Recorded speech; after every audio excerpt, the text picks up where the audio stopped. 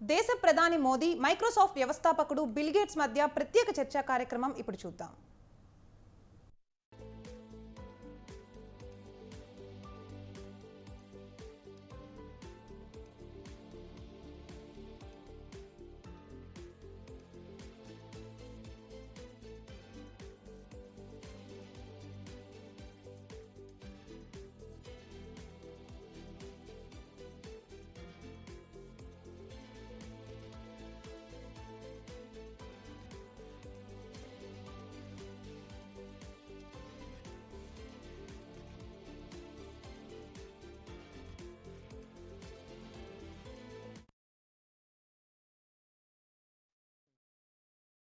Technology is that it should be available for everyone. गांव में महिलाएं मतलब भैंस को चराएगी, गाय को चराएगी, दूध दोहेगी, नहीं, मैं उसके हाथ में टेक्नोलॉजी देना चाहता हूँ. मैं ड्रोन दीदी से इन दिनों बातें करता हूँ, उनको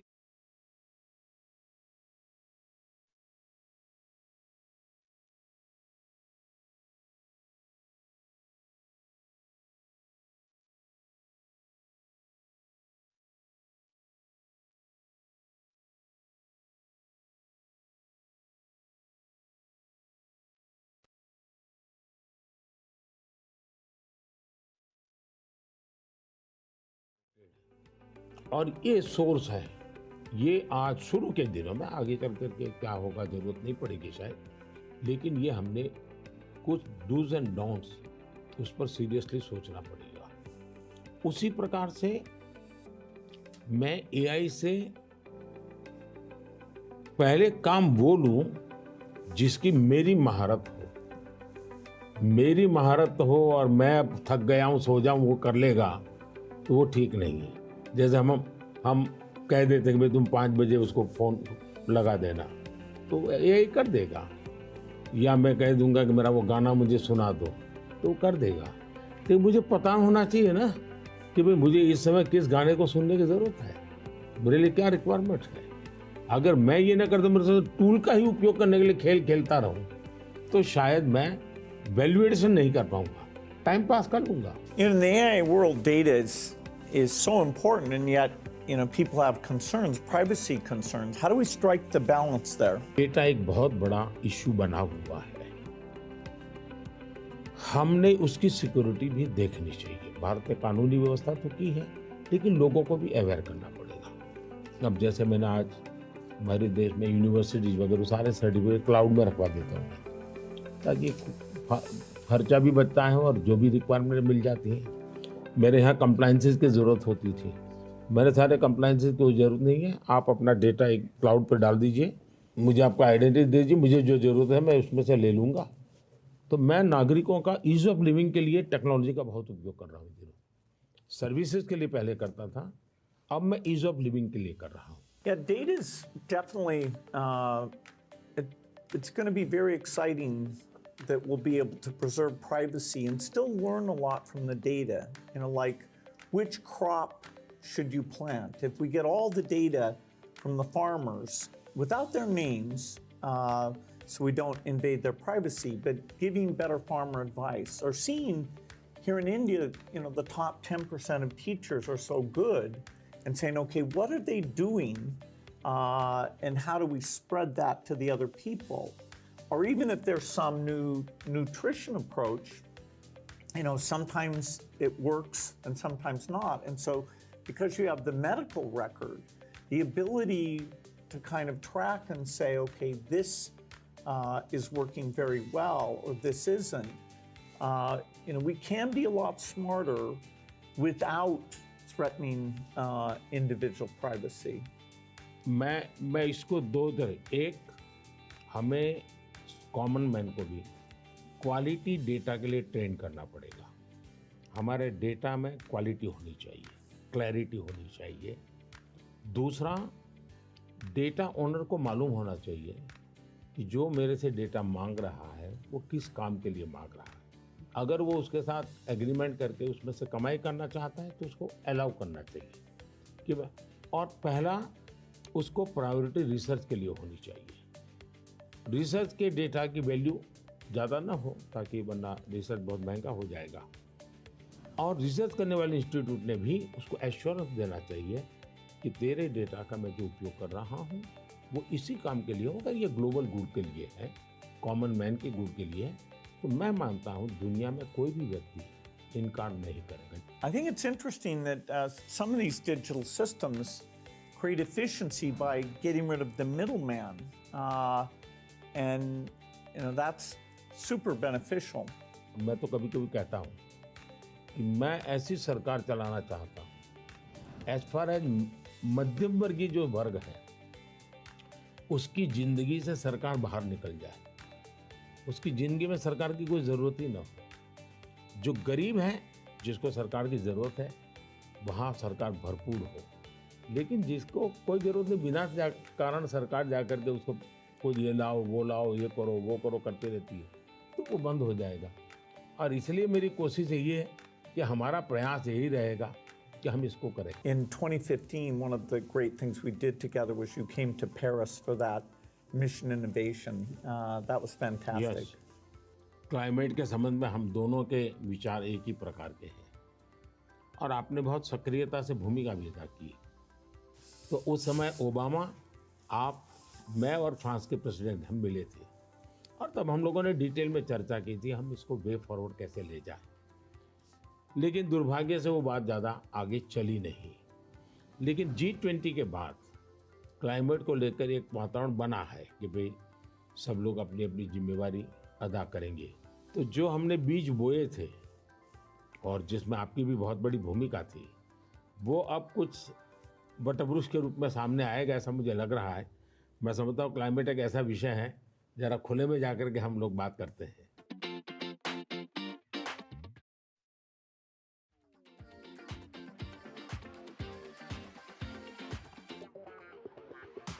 If you're ever coming to the United States, I'd love to have you come to Seattle. I'll be happy to come. No, fantastic. Please, I'm over yeah. here. Yeah. Is it okay? Huh? हाँ।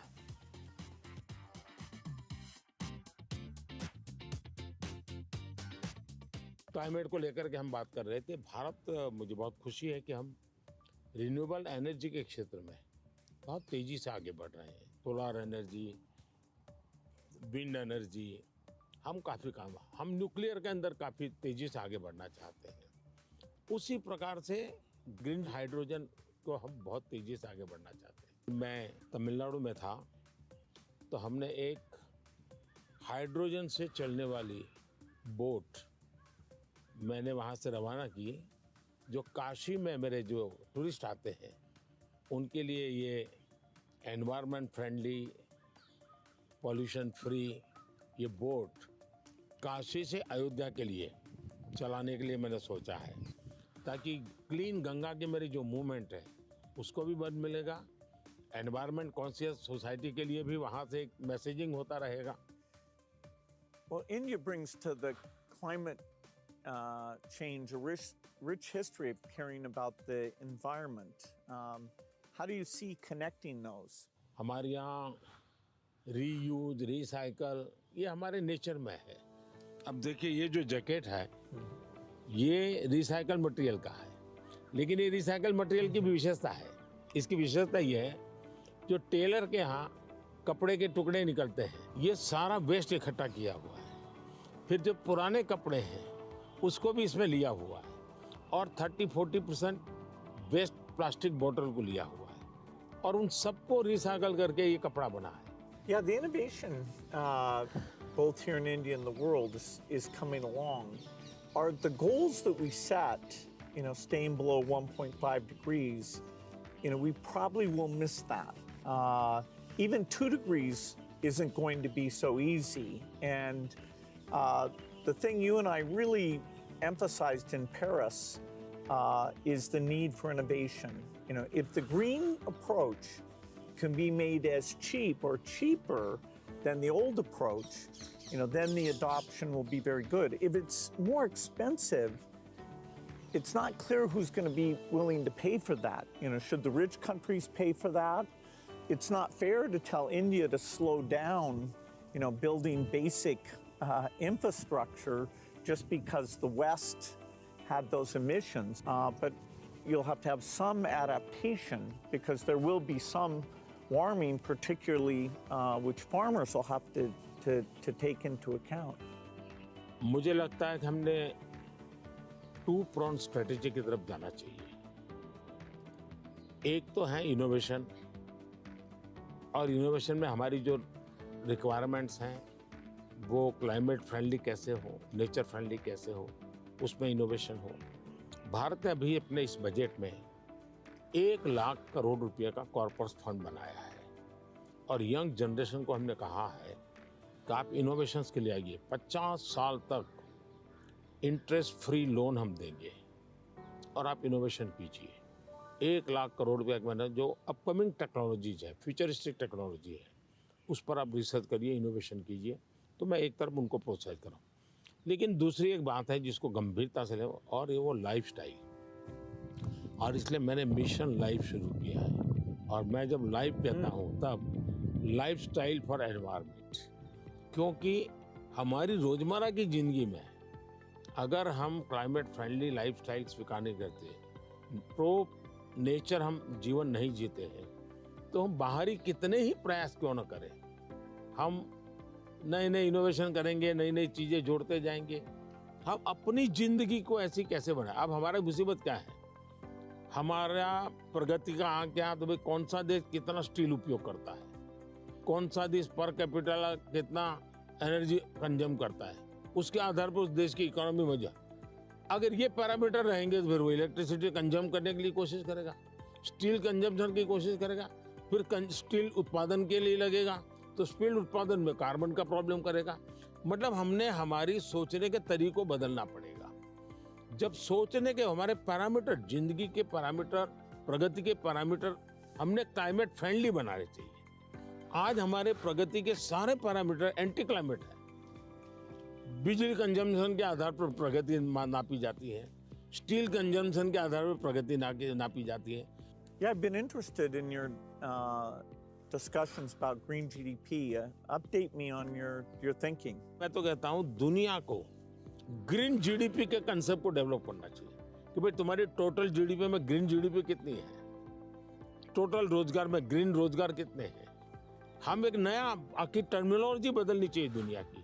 तो मैं समझता हूँ कि समस्या का समाधान हो सकता है, लेकिन अगर मैं कहूँगा मैं तो जितना उपयोग करता हूँ करूँगा, मैं तो इतनी बिजली उपयोग करूँगा, मैं इतना पानी बर्बाद करूँगा, मैं ये करूँगा। Now, getting consumers involved in this, where they prefer the product that's the clean product when they're buying a car, when they're buying any product, and changing their food consumption. You know, even if they don't go all the way to be a vegetarian, they can eat less beef and more chicken, or less chicken and more fish. You know, they can moderate quite a bit, and you know, we know that also has some health benefit as well. Not only that, मैं तो कहता हूँ vegetarian में भी सोचने की improvement जरूरी है। वेजिटेरियन में जैसे मिलेट, मैं यूएन के साथ मिलकर के मिलेट ईयर मनाया। मिलेट का फायदा यह है कि एक तो बिल्कुल बंजर भूमि में मिलेट पैदा होता है, मिनिमम पानी चाहिए, कोई फर्टिलाइजर नहीं चाहिए, और ये सबसे उत्तम प्रकार का फूड है, ये सुपर फूड है। अगर हम मिलेट को प्रमोट करते हैं तो वेजिटेरियन होने के बावजूद भी बहुत सी चीजें हैं जो ज्यादा नुकसान करने वाली है, उसमें भी अगर मिलेट पर शिफ्ट करते हैं तो बहुत फायदा हो सकता है। Yeah, when I was in Odisha, they were talking about favor, and now there's a joint program with the foundation and the government. It's coming back up, and they even took me to some shops where the women were there showing these very nutritious, and actually they tasted good to me, millet crops. So that's a good message मैं for the देख world. रहा हूँ जी, millet में इतना बढ़िया production आना शुरू हो गया, अच्छी अच्छी कंपनियां मिलेट प्रोडक्ट में आ गई, और एक प्रकार से उसका वैल्यू एडिशन हो गया। मैं और कॉमन अब फैशन हो गई। हमारे यहाँ 5 स्टार होटल में जाइए तो मिलेट का मेनू अलग देते हैं, नॉर्मल वेजिटेरियन फूड का मेनू अलग देते हैं, और ज़्यादा तो लोग मिलेट मेनू और उसके कारण मेरे छोटे किसान की इनकम भी बढ़ी है। और पानी बहुत बचत हो रही है, तो बहुत बड़ा फायदा होने लगा है। Well, during the pandemic, it was fantastic that the vaccines got invented, and India made a lot of those. Sadly, in many countries, the fear of vaccination and even rumors about vaccines became a big problem. And you had actually very little of that here in India. So I'm curious, how did you manage the communication, and why do you think it came out better here? बहुत ही बढ़िया सवाल आपने पूछा है। एक तो मैंने virus के खिलाफ ये लड़ाई जो है, ये हम सबकी है, ये लोगों को प्रशिक्षित करने पर बल दिया। ये वायरस वर्सेस गवर्नमेंट नहीं है, ये लाइफ वर्सेस वायरस की लड़ाई है। ये पहली मेरी फिलॉसफी थी। दूसरा, मैं डे 1 से कम्युनिकेट करने लगा सबसे डायरेक्ट, मेरे देश के लोगों से बात। मैं खुद सारे प्रोटोकॉल पब्लिकली फॉलो करने लगा। सब चीजें पब्लिकली मैं उदाहरण के रूप में जाने लगा लोगों के सामने। फिर मैंने कहा भाई ताली बजाओ, थाली बजाओ, दिया जलाओ। हमारे देश में इसकी बड़ी मजाक करने का प्रयास हुआ, लेकिन मुझे लोगों को विश्वास में लेना था कि भाई हमें ये लड़ाई साथ लड़नी है। जब ये विश्वास बन गया कि हमें अपनी जिंदगी बचानी है और औरों की जिंदगी बचे, इसमें मदद करनी है, तो एक प्रकार से मास मूवमेंट बन गया। और उसके कारण मुझे बाद में जो भी चीज कहता था देशवासियों को, वो मुझे मदद करते। फिर मुझे क्वेश्चन नहीं करते थे कि मास्क लगाना चाहिए कि नहीं लगाना चाहिए, उनको लगता था। और लोग भी एक दूसरे को कहते थे मास्क लगाओ। तो ये जन आंदोलन बन गया। एंड डेमोक्रेटिक वे में डंडे से काम नहीं होता है। आप लोगों को एजुकेट कीजिए, उनको कन्विंस कीजिए और उनको साथ लेकर के चलिए। ये मेरा बहुत बड़ा अभियान रहा और उसके कारण मुझे वैक्सीन में बहुत बड़ी सभा, किसी ने मुझे रोका नहीं। आर्थिक रूप से मुझे बहुत बड़ा बोझ आया क्योंकि मुझे वैक्सीन बनाने में रिसर्च करनी थी। फिर विश्वास दिलाना था कि यही वैक्सीन चलेगी, कि मैं खुद सबसे पहले वैक्सीन लेने लग गया। और मेरी 95 एज की मेरी माँ थी उस समय, मेरी माँ ने भी पब्लिकली वैक्सीन लिया।